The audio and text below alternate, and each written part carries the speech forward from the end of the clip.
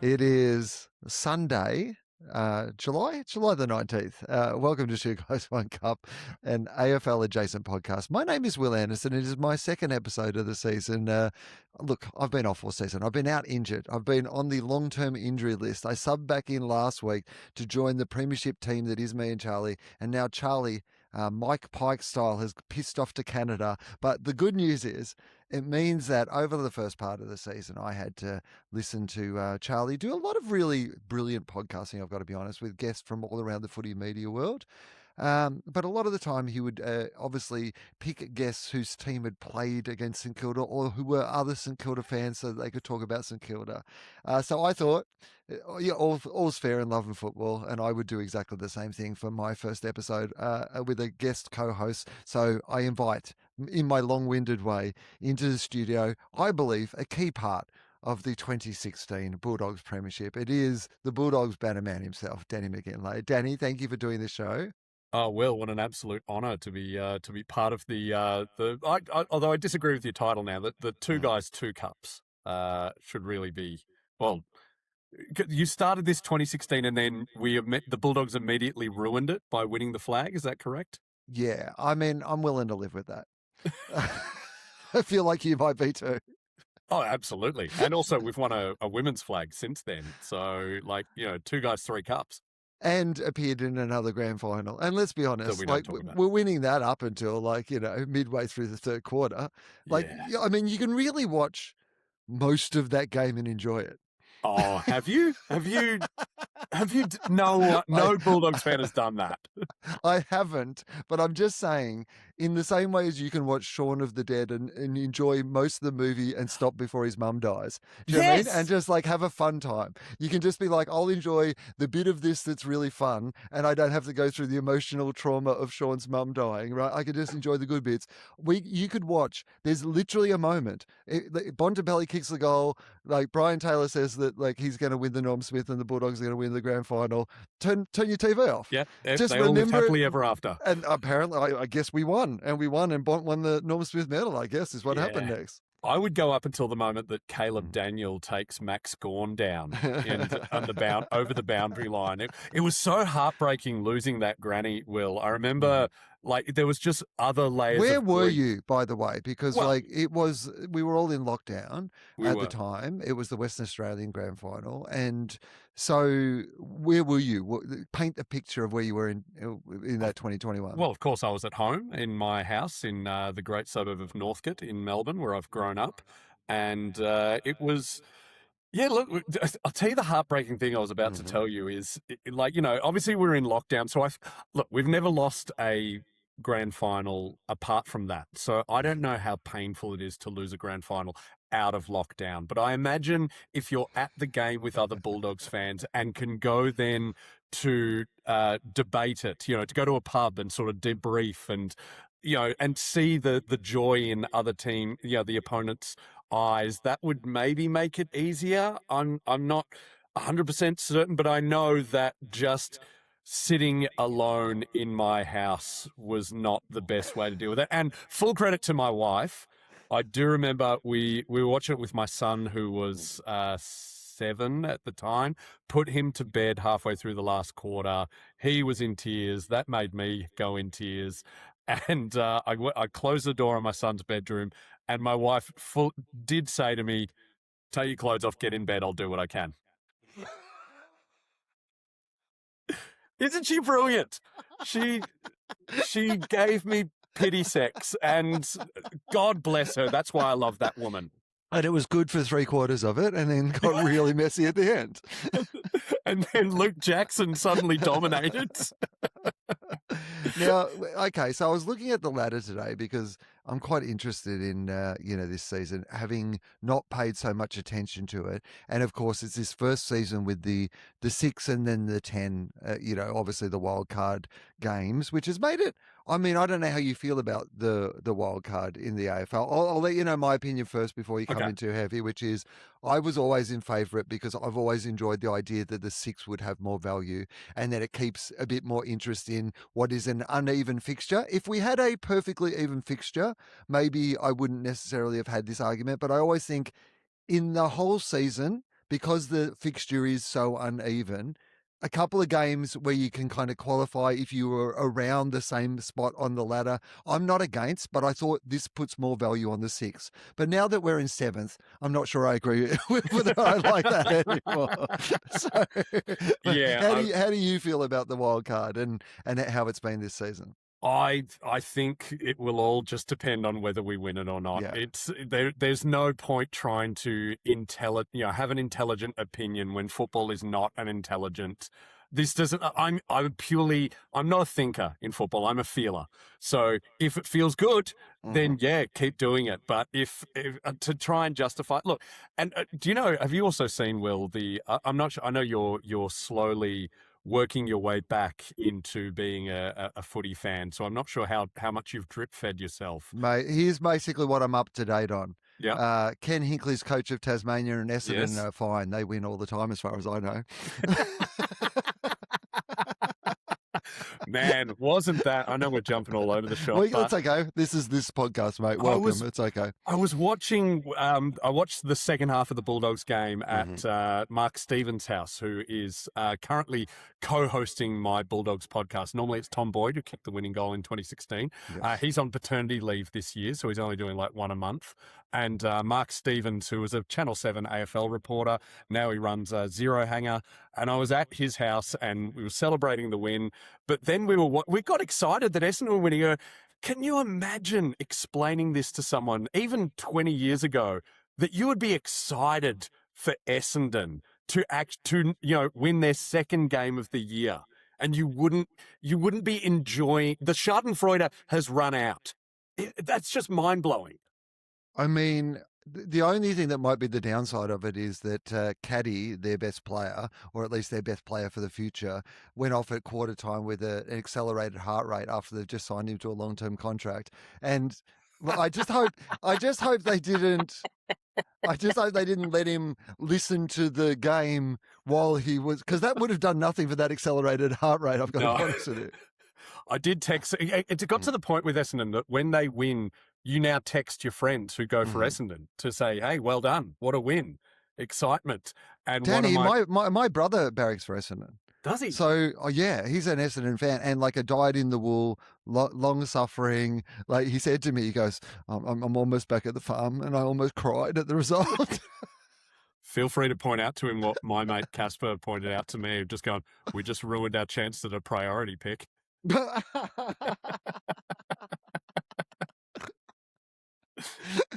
And Will, this might not be of any interest to any other fans, but I am really on the James Hird coaching Essendon bandwagon for a simple reason, and you will be interested in this on a personal level. Your friend and mine, probably the loveliest man in the entire world, Damien Callanan, who was a long-suffering Essendon fan, but a big footy fan. Yes. He did text me 2 months ago saying, if we sign James Hird, I'm buying a Bulldogs membership. What? Yeah, we could have Damien Callanan going for our team. We could go to the footy and sit with Damien Callanan every week. I mean, I already wanted Hird to coach Essendon. Yeah. I was already fully in on James Hird coaching Essendon. Like, and now this is like, I mean, might be one of the best drafts of all time. I can't wait. I mean, I hope that it jokifies the entire AFL industry if Hird comes back, because I just think the AFL has turned into the WWE, and as long as it isn't us doing the things, like I'm here for all the storylines. And if Hird coming back to Essendon means that not just Damien Callanan, but maybe the nicer part of the Essendon fan base who don't want to return to those days. Hey guys, guess what? There's a pretty cool team just one suburb over, and guess what? Like the coach that's in charge of them, he is like some crazy cat, and you will dig his vibe. He's skateboarding to work and he's speaking in parables. You are gonna love it down at the Bulldogs. We have an $80 million facility and some really long-winded parables to tell you. We're just on the other side of High Point. It's real. You just have to change your car park. It's super easy. He fights with Kane Corns. He fights with Tom Morris. What else do you need? I mean, it is a pretty good offer. So tell me then, okay, we have jumped all over the place, but that's Mhm. okay. We can keep jumping all over the place. Um, let's go with the breaking news firstly. So we got the Essendon game. That's pretty huge. Yeah. And Ken Hinkley has been announced as the coach of the Tasmanian team. Do you have any interest in Tasmania coming into the competition? Have you been following that? What are your feelings around Tasmania, and what are your feelings around Ken Hinkley getting that job? I am surprised they've gone with Hinkley because I thought the Buckley thing was just locked in like a year ago. When he announced he was going to Geelong, it just seemed like the obvious like okay, yep, do a bit of assistant coach at Geelong, and because he is like he's a great media performer. He's actually a great bloke. I have done a few gigs with Nathan Buckley and can vouch he's a lovely guy. And if he was yelling at me before a footy game to saying positive things, I would probably go out and play better than I normally would. Of the three they had, so they had Longmire, Hinkley, Buckley. Longmire got a flag, lost 4 grand finals, but at least was getting them to grand finals. Buckley made one grand final and lost in very heartbreaking circumstances. Hinkley never made a grand final. However, I still reckon he might be the best choice Hmm. Why? for the simple fact that I've met all three of them. And I had probably I've chatted to Buckley a few times because we've done gigs together. I've interviewed him, and I've had brief chats with Longmire and Hinkley backstage at the front bar. And Hinkley did make me laugh very hard. In just the Yeah, 30 seconds we had a very brief chat. He had a perfect zinger, and I was like, oh, okay, yeah, this guy's good. I do think that you need somebody who is going to win the PR battle in the early days. Most of it's not going to be done on the football field. Like you've got to be able to develop players, which Hinkley has a long track record of being able to do. He's worked in player development, it's one of his strengths. Secondly, he might not be the coach that sees them make the finals or sees Mm. them win a grand final. Like, yes, that coach might have to come after Ken Hinkley or work in conjunction with Ken Hinkley in the future. But that idea of bringing in someone with experience and humor, but this is going to sound like a weird thing to say. He just feels more Tasmanian. I know he's not from Tasmania, but he's got like a real Tasmanian vibe, Ken Hinkley. Yeah, okay. So yeah, Buckley is very not Yeah. Tasmania. He's too He was too showbiz. much. Yeah, yeah. He would have been too much for Hobart. And if you got him out to Burnie or Launceston or something and Nathan Buckley's energy comes to town, they're like, no, thank you. It's too Yeah. much. Whereas and Horse is so Sydney now. Like he is born and bred just the Swans. Like he's always sort of I mean the Swans are just I don't know WWE that well, but they're always the villains who look like they're about to win the grand final but then don't. Hmm. Well, I think these days with Longmire, you've got to offer him something pretty good because he's got a cushy job at the Sydney Swans and they like Yeah. having him there. And Yeah. he lives in Sydney and he has a good time. He basically has the old job that he had without any of the downside of the job that he had. So it's going to have to be a pretty compelling offer to get him Yeah. to go somewhere else, I think. Yeah, and Hinkley, he does feel like Sheedy going to GWS, or even Cahill, who was the original coach of Port Adelaide, and built them up, and then Choco took over to win the '04 grand final. So Yeah, yeah, I think that there's that thing of if you bring in a premiership coach too, that's what their level is like set at for their expectations, premierships, grand final. And yeah, let's be honest, for Tassie, for a long time, that's not what you're aiming at. The aim is at the start, let's just win some games, let's get this shit together. And so I think you want somebody whose like expectations are a little bit more matched to the vibe of the entire place. And I feel like Ken Hinkley, like, I mean, here's my worry for Tassie. I think their worry was if they asked Longmire, he might say no. But they knew, and like Buckley had been too despo. I reckon, like in a yeah, dating sense, right? He come out early on and declared, I'm all about you. I love you. I'm willing to come back for any interview. You know what? I'll move closer. I won't move to Tassie, but I'll move to Geelong. I'm closer. I can get yeah. on the Spirit of Tasmania anytime. You're one drive away. I can drive and I'll be there if you need me, right? Like, and it was too much. And I think that they were like, nah, Ken's our man. He's got the vibe. Do you reckon Buckley had the job until he took the assistant role at Geelong, and they've just gone? I mean, That is a good observation It's, because Geelong were unbeatable when it was yes. just Chris Scott making the decisions, and he's brought in Nathan Buckley as some sort of handicap, it seems. Like,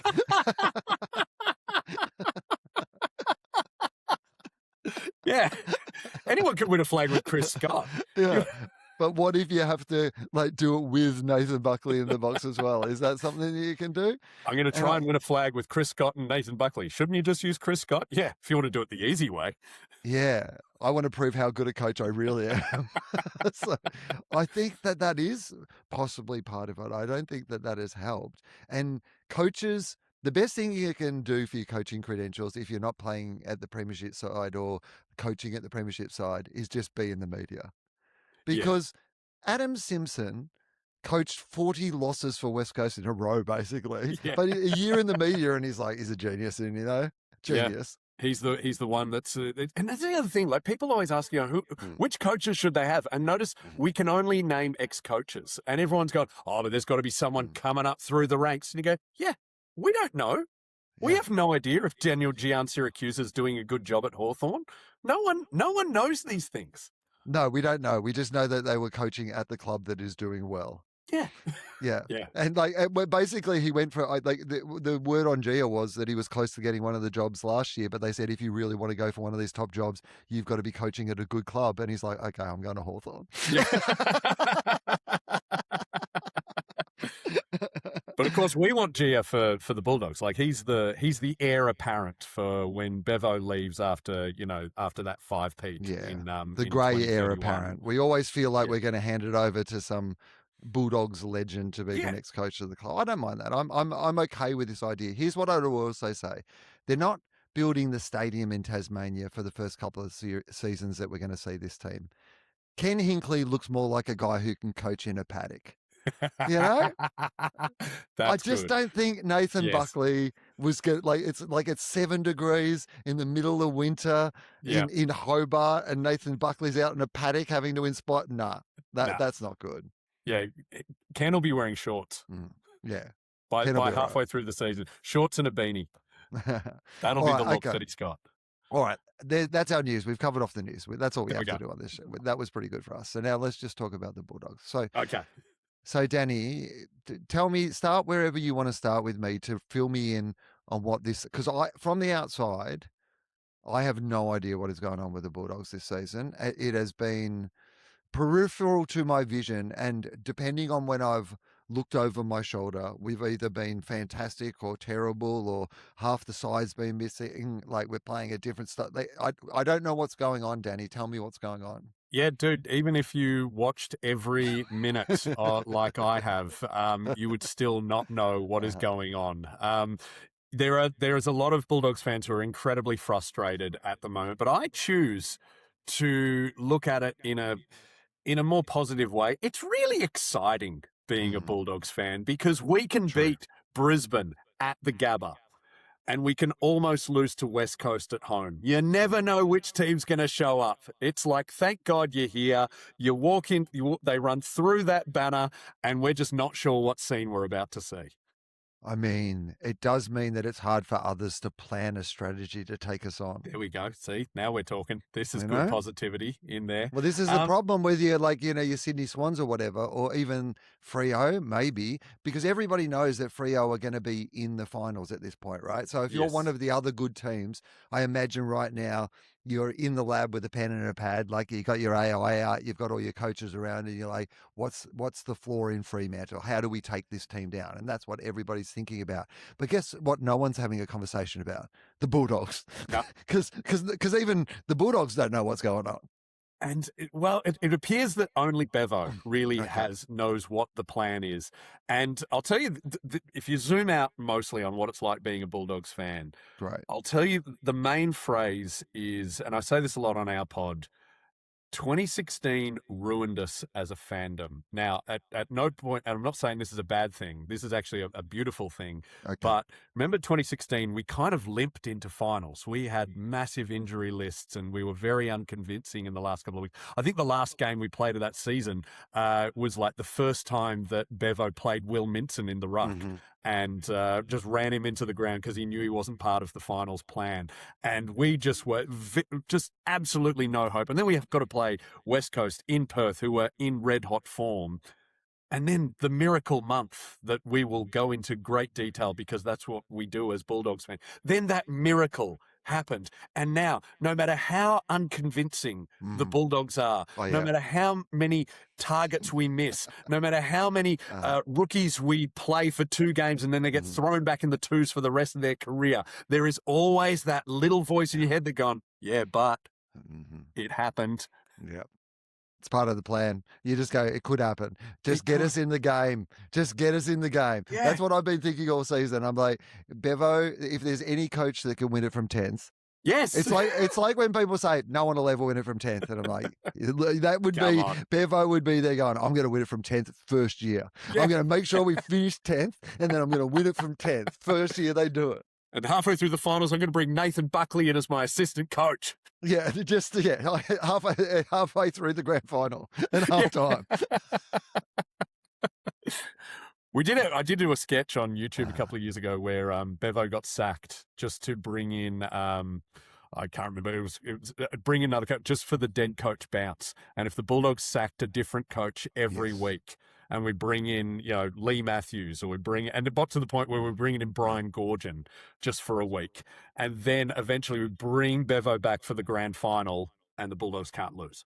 But the problem with that, Danny, is surely that you have to lose one every second game. No, you can sack a coach after a win. Or are you just sacking the coach after a win? Yeah. Oh, okay, great. So literally you get a win, then you sack the coach. That's your right. Plan. Every single week. And we bring in, there's a lot of coaches Lee Matthews could have a go. Beck Goddard is a very underrated coach. Okay, they've released the shortlist for the Bulldogs coaching position, and at this stage they seem to have interviewed 18 people. Who do you think is going to get the job? Oh, all of them. All of them. Yeah. One week at a time, though. That's it. The good news is we won't need a lot of your time. Yeah. But because, Will, you might not have noticed, we played Carlton this year just after they sacked Voss, or, he left Voss. So I actually did a deep dive on the numbers. And this century alone, we have faced a team with a new coach.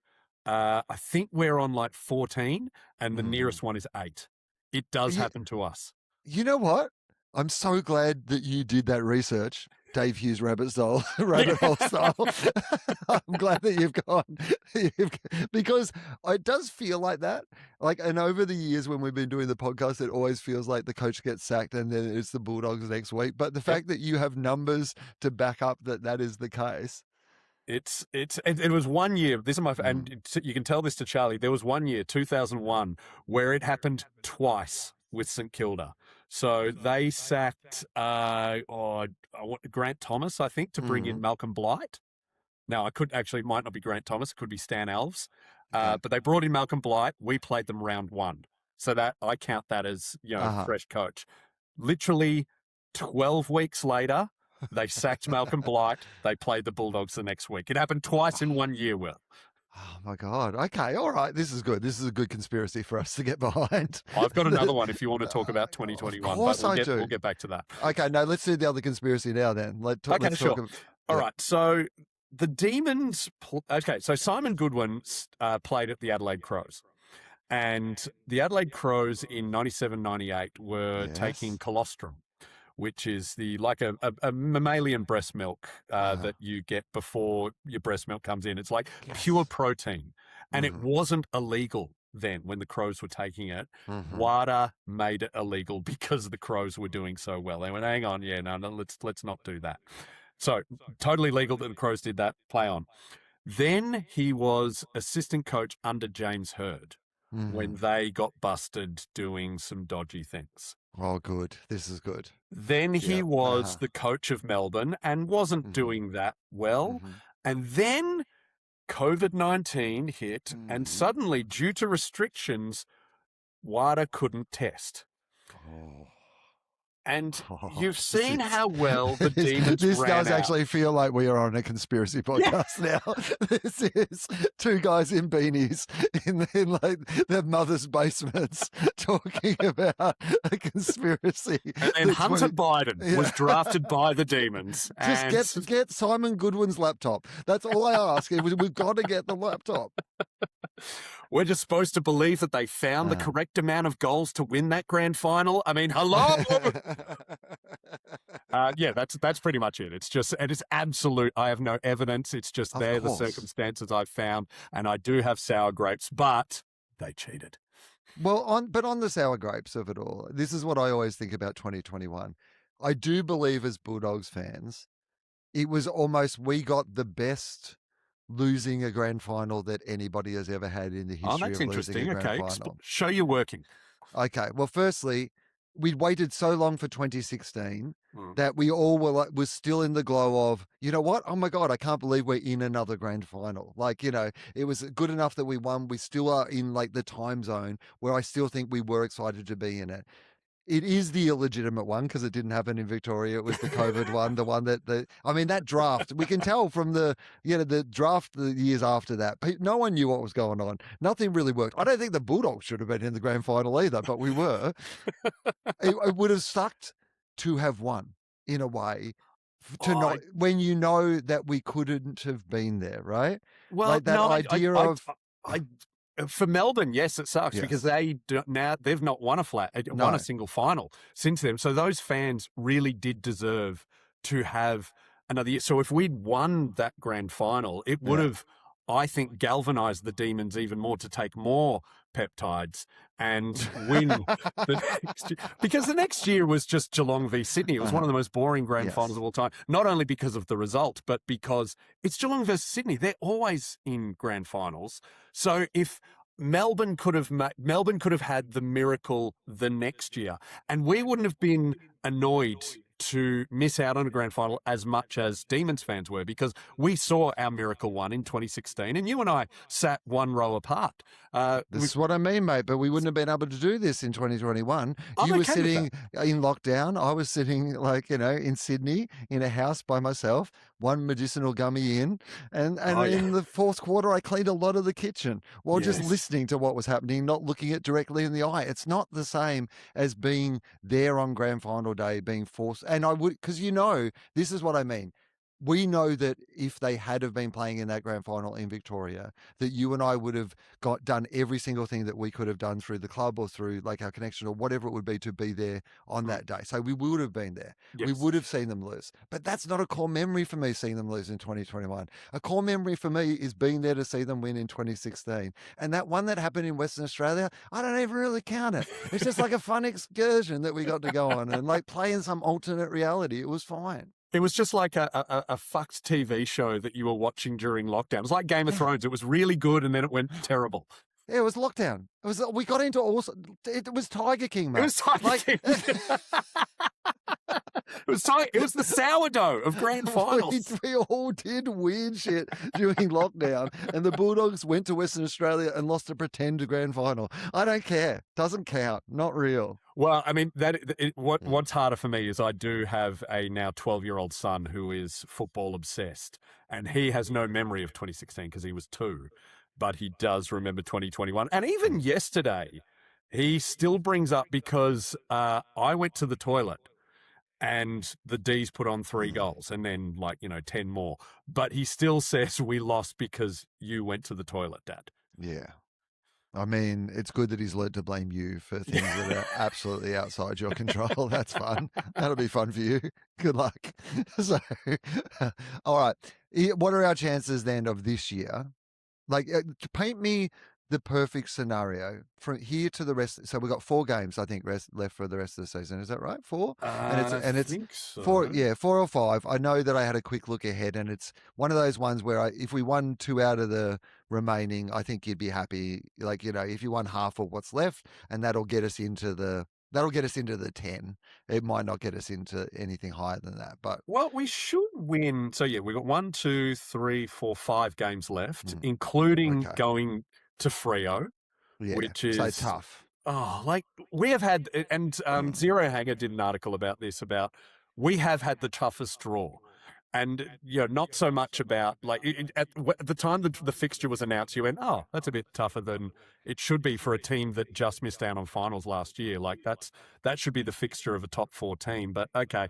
But then Freo was so much better than anyone expected them to be, and now we've got to play. Like, we've played, if you look at the ladder, Will, and just my co-host Mark Steve. Yeah, okay. Look at the ladder. The top of the ladder is Freo, Sydney, Hawthorn, Brisbane, Adelaide. Apart from Freo, we've played all of them twice already. And we have not played Richmond. We have not played West Coast. Oh, we have played West Coast, but we haven't played North. Okay. That is interesting, isn't it? Like, so maybe there's a world in which our results, like where we are, it's not quite as bad as it seems. Not that it is bad either. Seventh is in any year. You're in the finals. Seventh's better good. Than we've done, last year. So. I'll admit, I listened to your pod last week, and when you were going through the finals, and you were surprised we were 7th. I was driving along and I went, yeah, I've paid super a lot of attention, and I can't believe we're 7th. Yeah, well, I was surprised to learn that we're only one game out of, being right in the mix of everything. Yeah. That's the ridiculous thing to me. But like, we would have to start beating some better teams. And are we capable of beating better teams, Danny? Because it doesn't feel like any of our wins have been, what's that word I'm looking for? Convincing. Well, you got to remember, we've beaten Hawthorn, we've beaten Brisbane at the Gabba, we beat Adelaide at footy Adelaide Oval. Yeah, it's not convincingly, but we have won these games, and every close game we have won this year. So our remaining games, we play Richmond on Saturday night. Surely we should win that, because since this is a not an exclusive Bulldogs podcast, even though it sounds like it, a lot of people outside the Bulldogs, and even Richmond fans, don't realise this. We have, with Richmond, a one-sided rivalry where we really fire up against Richmond. And if you ask a lot of our older players, who do you like beating? They'll say the Giants, and they'll say Richmond. Richmond have no idea about this. No. But it actually dates back to the late 90s when Liberatore and Tony Liberatore, Senior, and Matty Knight had a punch on in a game. And it was because Libba was tagging him quite, aggressively. But then Matty Knights was just swinging, and he belted Tony Liberatore in the nose. And Libba got like 3 weeks, and Matty Knights got let off. He got in no trouble at all. And that really fired up the group. And now I think because we've got a lot of father-sons, that has gone down to the next generation. So whenever we play Richmond, we fire up, and they've got bigger fish to fry. They think their rivals are Carlton, Collingwood, Essendon. But also when you had the extended period of success that they had, their rivals were everyone, because everyone was trying to beat them. So the idea that we are mad at them, they're like, oh, okay, yeah, cool. Everyone's mad at us, right? All those people we beat in all those finals and grand finals are also mad at us. Well, yeah, everybody is mad at us. Cool. But I was thinking about this when I saw that the Essendon win had taken Richmond back to the bottom of the ladder, which is, I mean, it's wild swings at Richmond, isn't it? There was that sustained period where they were terrible for a while, and then that glorious period that they have had where they were, just so magnificent. I mean, really could have, in retrospect, won, 4 premierships in a row. Something that I guess Brisbane, Brisbane has a chance to sort of put together a body of work similar to what Richmond did. But it's impressive when you see a team be that excellent for that long, that sustained approach, incredible. But now they're shit again, aren't they? If there was just one real sweet period to be a Richmond fan, with the Bulldogs for about the last 10 or 15 years. It's mostly, for the last 10 years. Sorry, last 10 years. You could almost exactly the last 10 years, but. But we rarely bottom out. We're always around there, and there's always a bit of hope, whereas they've had despondent years. For a decade, it's felt like we're in the mix, even when we weren't exactly in the mix, which has been fun, honestly.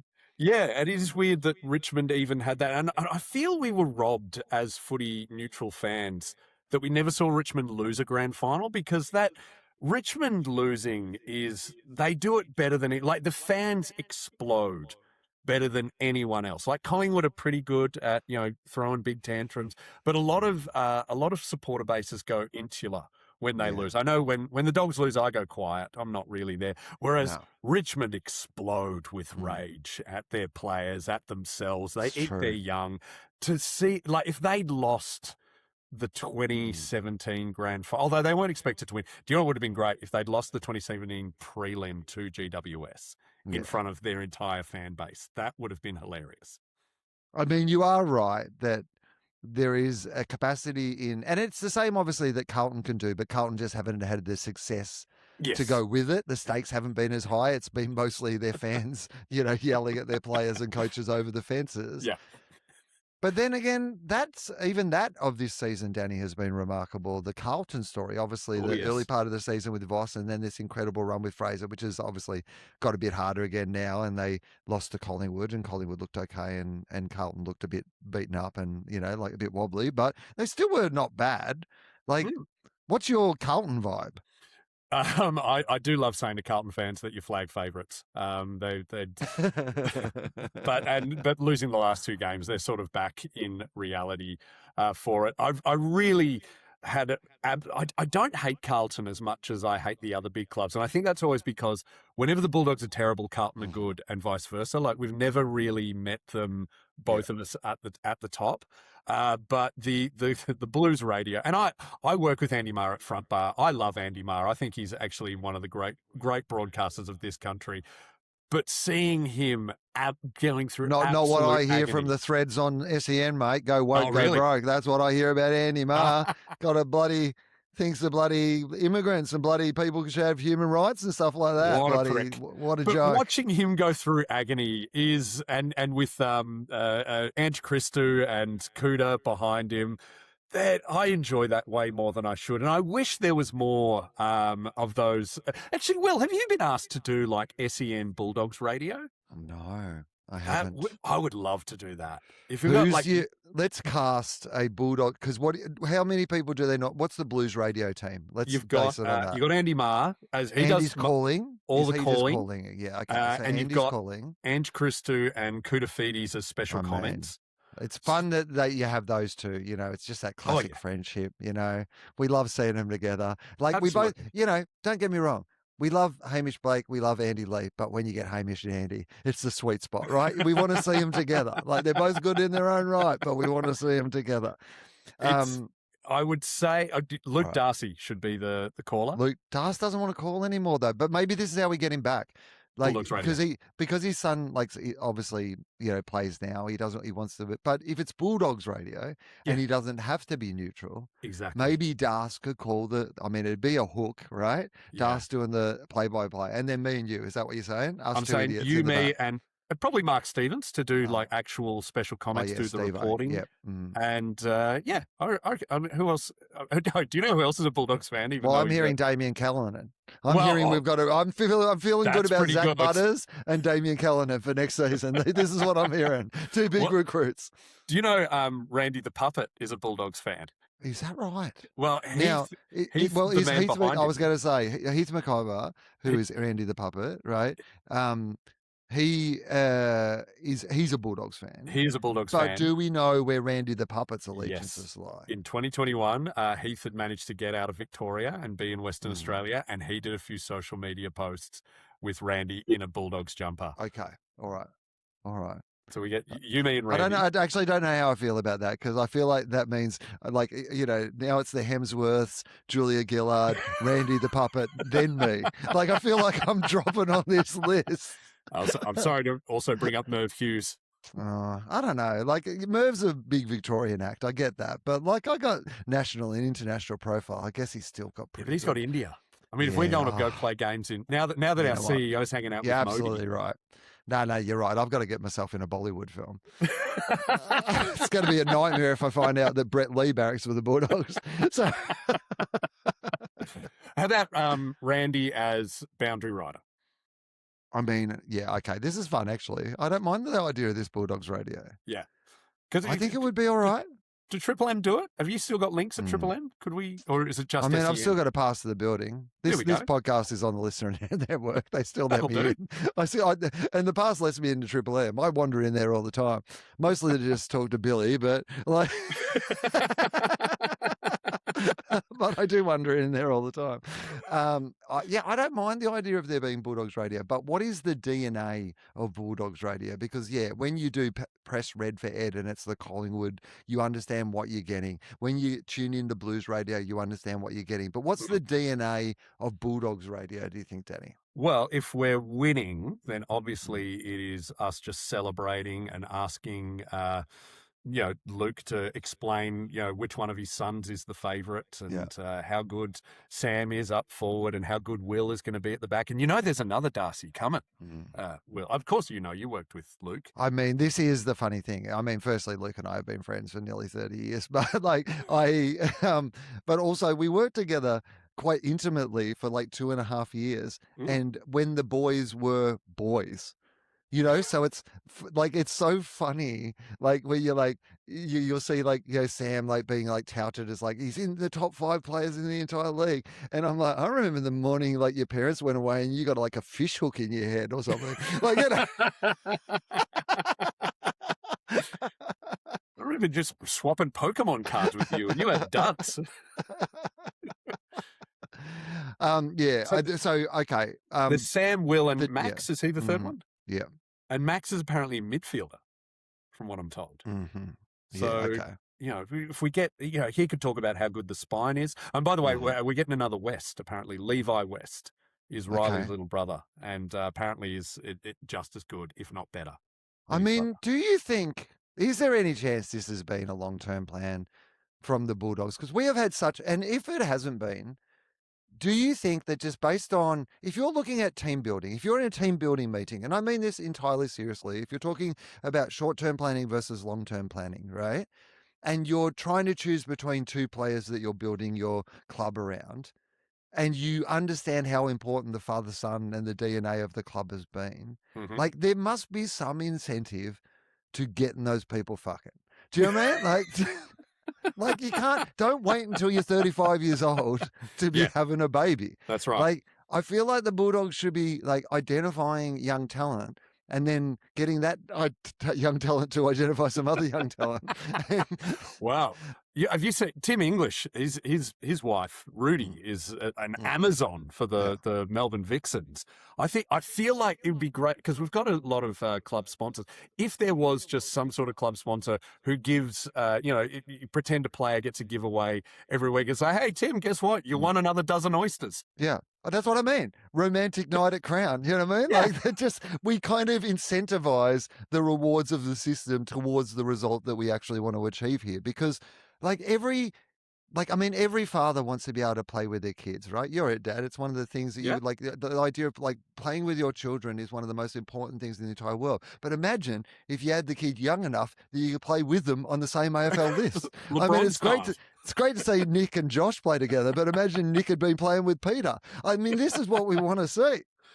So who's our best first-year player? Who did we get in the draft last year? Who's showing promise or something? Yeah. Maybe he gets a Barry White CD. Problem is they don't have CD players anymore. Well, that's okay. I'm sure that there's other conditions that we can maybe we just have. I mean, we've got a new brilliant $80 million facility out there at the Whitten Oval. Yeah. I mean, could there not be a specific love room? Halfway through training. Just, if best training, first half of training or something like that, opportunity to duck off early. What if there's, because we've also got one of the gun AFLW teams.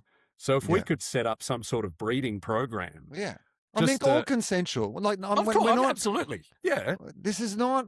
We can use IVF if that's more comfortable. If it's more comfortable. Yeah. Yeah. It's up to them. They get to choose. They get to choose however they do this weird thing that we are planning. But I'm just saying that in 20 years' time, we would actually be the geniuses. Absolutely. Like, I know now we seem like madmen, but in 20 years' time. What we're ultimately suggesting is football eugenics. And I think it's the only way to go forward. Or do you think, is there any possibility, because I don't understand enough about how genetics work to understand if there is some benefit to both of the people being young, for example, it would help a bit, right? So definitely. Because if Peter, because all we need is the sperm, right? All we need is the fresh sperm. We don't Yeah. actually need you to be having the babies yet. Oh, we As just long as freeze you're them. right. Right? Oh, Why, while it's at its best, while you're at your peak physical performance, we just get you to bang one out, we put it in the freezer, and just in then case. to be cracked for Yeah. future list planning purposes. I mean, you can freeze eggs as well. It's a bit more of an ordeal for them. Yeah. But if you love the club, But I'm just saying, like, maybe there's even in a world where, like, no, this is going too far. But I'm just, hey, no bad ideas No in bad a ideas here. brainstorming session, right? Okay. Like, but maybe you could get volunteers who were willing to, to give it a go, so they can practice. Yeah. Now, I dare say you could easily get some very, very willing Just another way to be participants. involved in the club, Yeah. It's like, you've got the coterie groups, you've got top dogs, and you've got bottom dogs.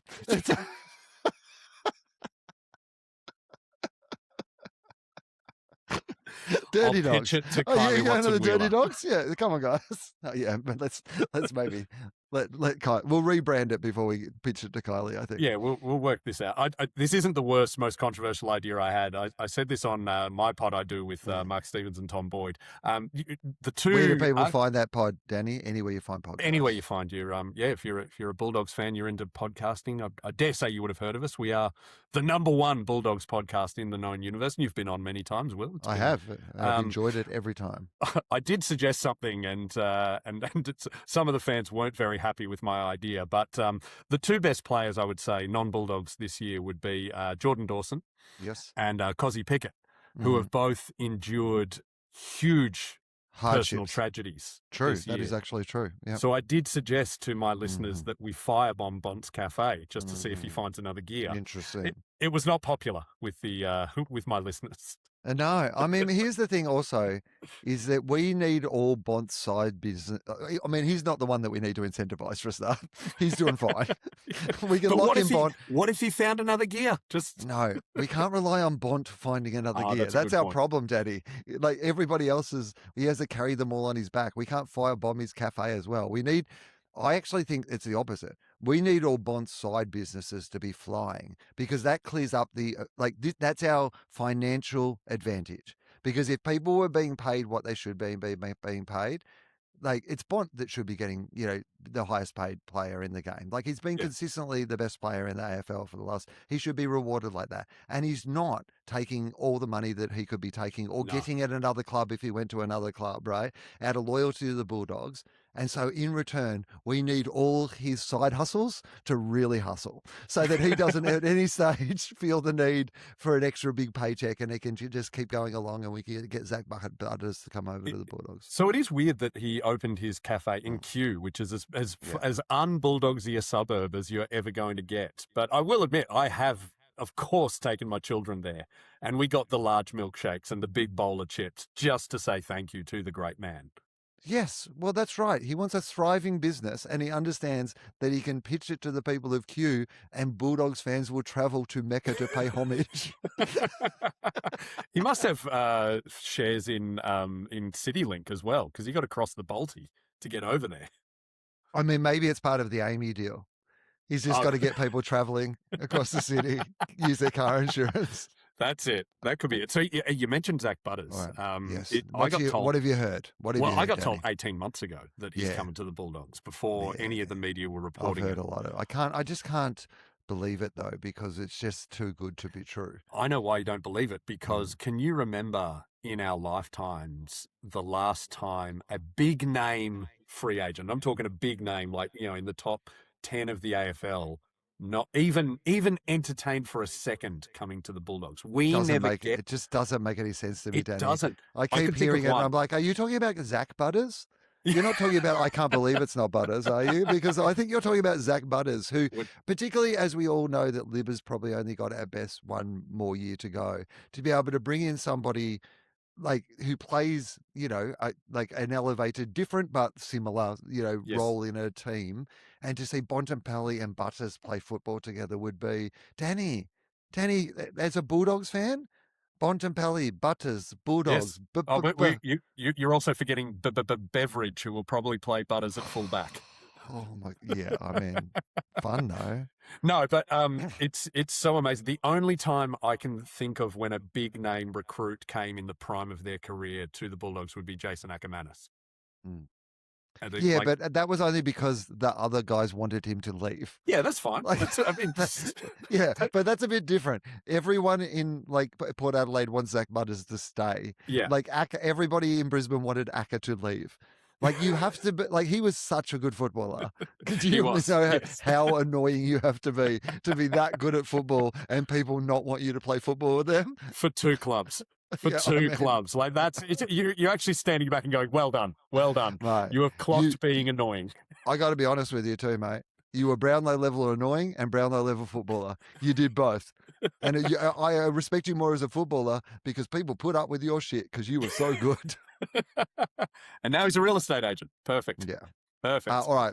Okay. So, Danny, perfect scenario. What happens? Zach Butters comes to the Bulldogs next season. That Sam Darcy comes back. Okay. That's in the future. That's in the pretty future. exciting. We're talking this year. We've got a young team, a lot of potential. It does feel like mostly still there isn't like a lot of our top end that are going like, but this season, let's just talk about the next 5 weeks, the chances of wildcards and finals. What has to happen? What's our best case scenario? Worst case scenario? Tell me what's going on, Danny. All right, best case scenario is suddenly that magic switch that Bevo hit at in 2016 gets hit, and we win every game for the rest of the season. Like that what's got to happen with the team at that between what's happening right now and for that to happen. Like what's got to click? What's holding us back from that? I mean, you're ultimately asking me what was the difference between the end of the home and away season in 2016 and the finals? Is we got a couple of players back, but mostly they just believed. It's really just self-belief. I think Bevo needs to go because I've spoken to a lot of players who've worked under Bevo and coached and seen him. He can be Ted Lasso, but he can also be Led Tasso. He can also be the angriest man in the world, but he can make you believe you are 100 meters tall. So do you think that there's any, like maybe he should lean into that dual identity and do that thing that people used to do where they would sing a duet where half their face was painted as one side and half their face was the other? And maybe he leans into the idea that he has this Ted Lasso / Led Tasso style personality and like it does like from side to side. He can deliver a harsh message, but also an inspirational message at the same time. Yes, and that's how he should do his press conferences. Oh, and all depending on who's asking the question. And you got one side, you've got some grandstand. You got Matt Clinch from Grandstand asking some questions, and then he turns around and there's Kane Corns and Tom Morris, and he just gives them both barrels. Yeah, or doesn't even have to give them both barrels. Just turns the Led Tasso side to them, and that's enough for them to know what is going on. Silent but deadly. Okay, all right. So who's got to play better? Yeah, the barometer for our team this year has been Oscar Baker. He was so impressive in the first 4 rounds. He was just doing these magical little things that really lifted the side. And I've spoken to his teammates. They love him. He's just a genuine, he's a ranger. He's a ranger with a big moustache. He's who you want. He epitomizes the western suburbs. He is everything you want. And when he was just brilliant. I've actually got here, if we can get to it, the top 3 moments of this year. But number 1 is Oscar Baker's sealer against the Crows, where he ran into the pocket and just kicked it, and then ran another 200 meters celebrating. Like he is pure joy when he's on, and when he's not on fire, he's being tagged. We're not as good. So, and I hate to put that much pressure on Oscar Baker, but dude, when you fire up, we're unstoppable. Okay, good. That's good, solid start. Baker's got to be better. I think it was weird today. It is really all just bees. That's all we've got from this. It's Bevo's bottom boys, Bontempelli, Beveridge, Baker. It's like Butters. The Bulldogs. Like we are the Bulldogs. I think my other 2 moments for this year, Bailey Williams goal of the year in opening round. Where he, Bailey Williams. I'm seeing a pattern. Is this a Kardashian thing? I have never noticed how many bees there are. Has Bevo secretly been collecting bees? Yes. Well, do you remember when we had 4 Baileys? It was Yeah. like we had Smith, True. Dale, Williams, and Great night Bailey out for your Hunt in the grandma. W. You know what I mean? Yeah. 4 Baileys. Yeah. It was so. I think Caulfield is also a bit of a. I love Nick Caulfield was a Bulldogs fan and then played at St Kilda, but then came over to us, and I think he truly believes in the side as well. So I would love for him to be right up there. Would he be willing to change his name to Nick Boffield just for the? I think so. Yeah, I he'd do reckon that for the Caulfield. team. Yeah, do it for the. He's a team player. You're Yeah, Boffield absolutely. now. This is Bevo's team player. You're Boffield. We're confusing everybody. We're all just, I'll be McGinlay. That's fine. You'll be Banderson. That'll work. Banderson. I like Banderson. Yeah. I'm happy to be Banderson. Bill Banderson. I'll lean into it. I'll give you both. A double B. Is Bill Banderson a newsreader or is he more a boxer? Mate, I'm whatever you need me to be. Bill Banderson. Are you talking to me? I'm boxer by night. I'm making the news and I'm delivering the punches. Bill Banderson. Billy Boy Banderson. Bilbo Banderson. Bilbo sounds now. It's getting a bit Is that different. too far? But yeah, too far. All right. What was the third highlight? Third highlight was Caulfield spoil to win the game against Hawthorn.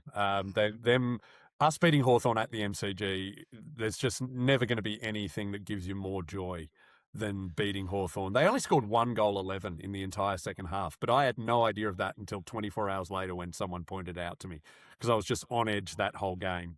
And I loved when he did get the spoil, the siren went, no player celebrated the win. Everyone ran to him to say, you won us the game. Yeah.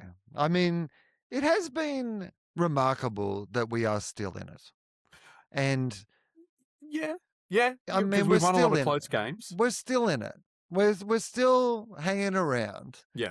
You know, okay, all right. Well, tell me about, speaking of another B, the back line. Yeah. I hear a lot about our back line. Yeah. What's going on with our back line, Danny? Our back line isn't. Yeah, everyone knows it's our weak point. And what doesn't help is we have Buslinger and Michael Selwood. Buslinger. Buslinger. I mean, honestly, we've just got to maybe draft some people from the second half of the alphabet.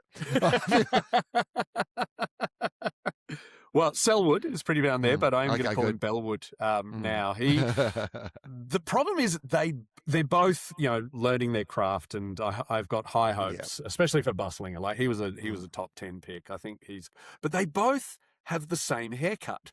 Yeah. And they both make critical errors. And if you've already decided that one of them, you don't like one of them, you blame that. They both look like Mary Tyler Moore. They're not. It's very hard. So I'm a Buslinger fan. I do have a bit of an issue with Michael Selwood, but that is because he hit me up for free tickets for my comedy festival show, and then unfollowed me afterwards. Which was just so heartbreaking. Hang on. Did he go to your show? He did, yes. And then unfollowed you. Then unfollowed me. And look, I didn't think it was that bad a show. I was going to say, that's not on him. That's on you. You have to take full blame and responsibility for that. I can say that Kelvin Templeton came to that very same show in the Comedy Festival. He hasn't unfollowed me. He's still texting me every now and then. He's a lovely man. Have you had him on? Well, yeah, no, I haven't. But that is a great suggestion, by the way. But also, okay. You know what? It is interesting, I think, that if, let's just say in a hypothetical situation that Selwood hit you up for tickets to the show, went to your show, and for whatever reason didn't enjoy it, just hypothetically. Yeah, absolutely. It's good that one of the unfathomable scenario, but yeah, sure. Just hypothetically, I can't imagine. I personally can't imagine that anyone would ever go and see you do stand-up comedy and not absolutely enjoy themselves. Danny. Thank you. I've enjoyed it every time I've seen you do stand-up, and it has been a lot over the years. And I can say every single time I've found something. I've remained following you through every. Well, you get free tickets whenever you want, Will. Yeah. And I would say this, and I've not asked for free tickets, and I would say this to Selwood or anybody else is that's what it feels like when you let us down. Yeah. And we don't unfollow you. You still expect us to keep like coming every week and believing Yeah. in the team and whatever. You follow Danny through thick or thin, whether you liked it or not. Sometimes you don't dish up good shit either, and we still follow you, so you still follow us. Thank you, Will. Thank you. I knew you'd Yeah. have my back. This is why you're a good captain of the convenience team. All right. Danny, it has been an absolute pleasure to have you on the podcast. Do you have any other, did you watch any other football this weekend? Was there anything else that caught your eye from the weekend of football that? I will say that I have been enjoying the panic in Freo fans' eyes because it's going way too well for them. Too well. And yeah. I remember pre-2016, if things were going too well, you're just waiting for it all to go wrong. And Freo fans have suffered just as much as anyone. And look, it's I do enjoy just going, wow, absolute flag favourites. Well, I remember a couple of years ago going to Marvel to see them dust us up in such an embarrassing way in a very big and important game. And like at the time, we were very similarly placed, I think, in where we were as a team. And then they, that day just made us look like boys who were playing against men. It was just incredible what they did.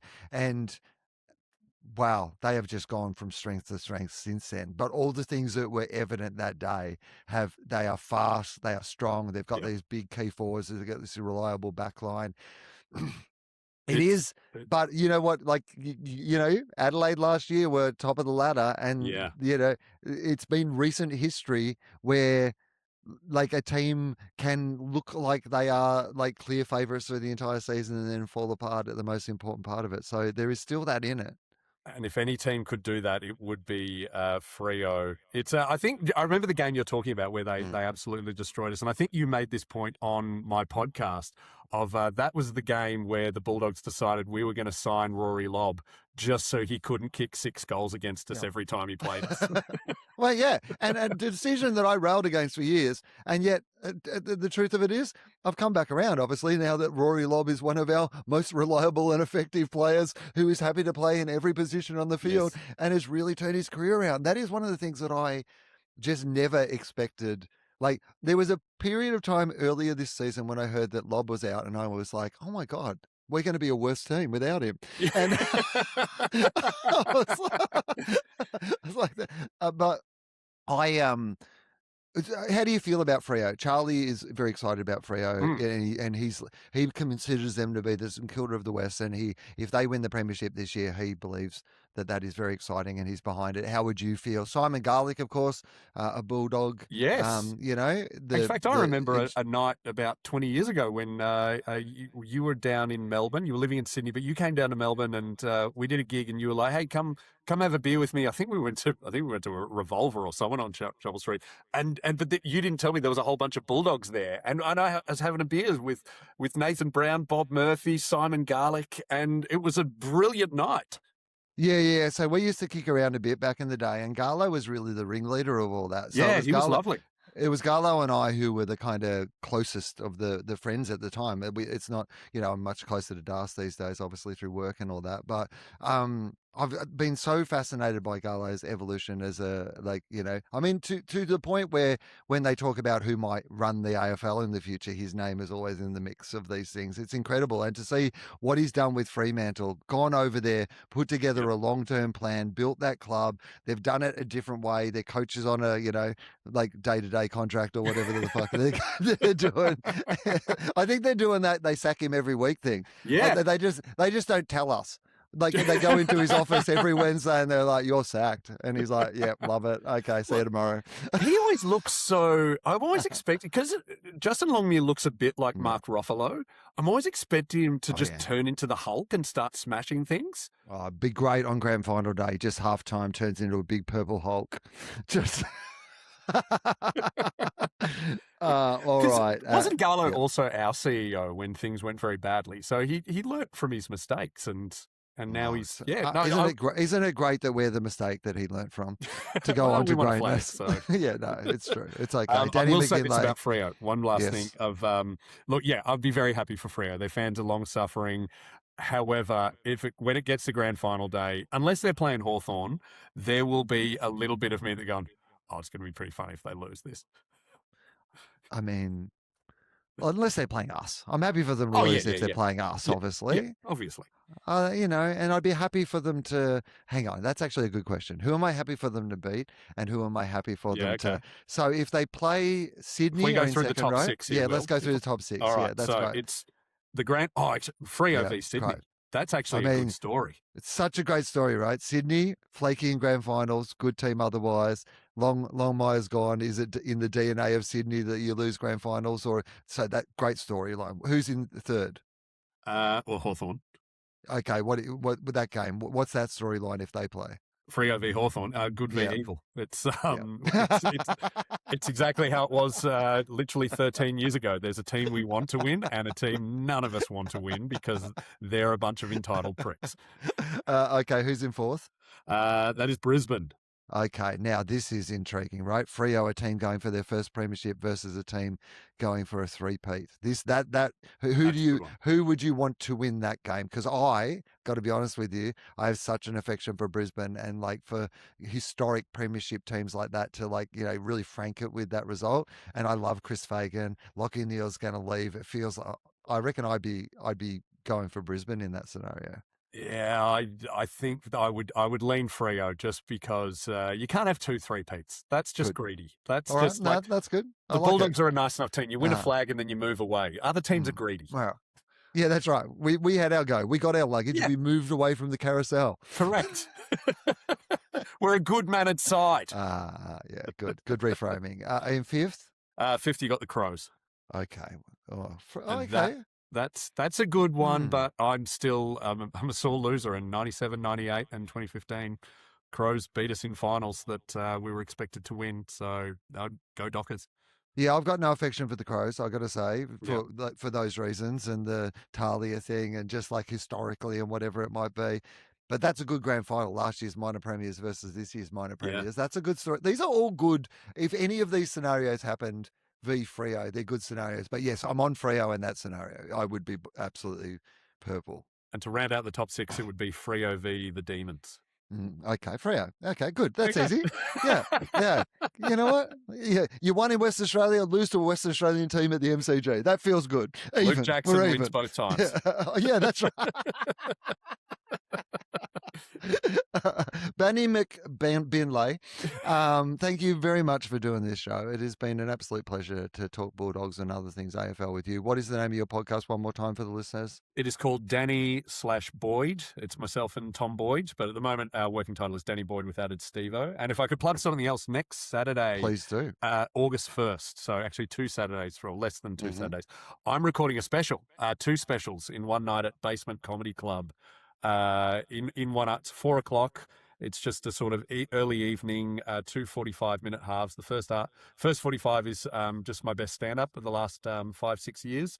And then the second half is a separate special called Hard Nut, which is just one story, but it's my favorite show I've ever made. And it's about my vasectomy that went very, very badly. Okay, so tell me this. Firstly, we're banning vasectomies at the Bulldogs because we need the next generation of players. Yep. You know, it's fine for the fans.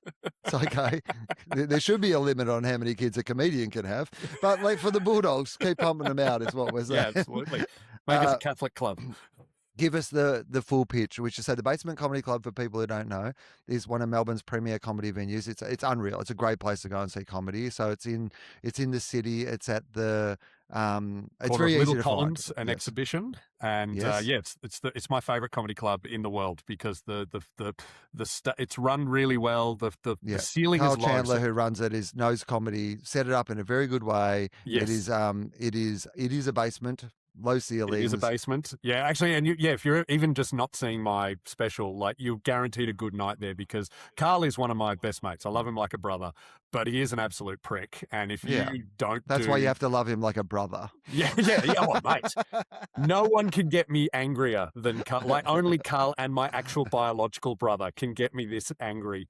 You cop a spray if you don't do a good gig. Like he's like the Mick Malthouse of comedy. He hates you doing new material. He's like, do your best stuff. Yeah. He said, I'm not paying you to test material. So get out there and kill.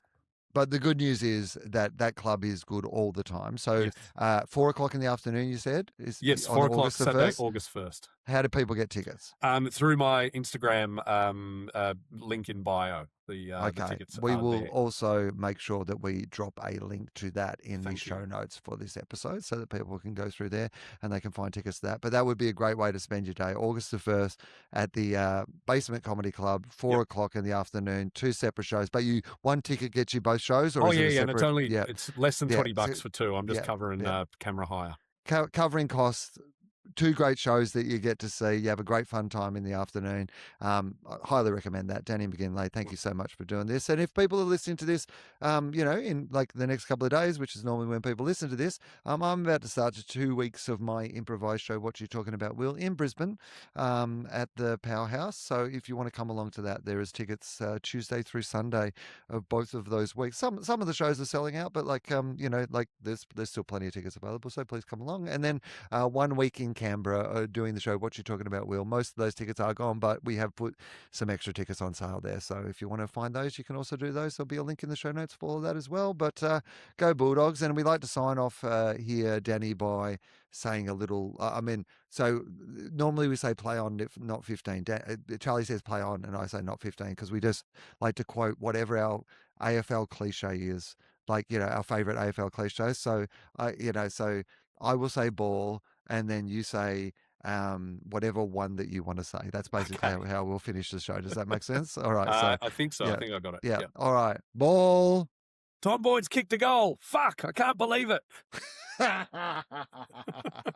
Thank you, Danny. Little footy-loving dickheads, dreaming about a Premiership Cup. We love our clubs, but they never win. 2 flags in 100 years. That shit house. If you think we'll be insightful, clever, or just well researched, we're here to say that's not the case. We'll just go out and wing it. We are 2 guys, 1 cup.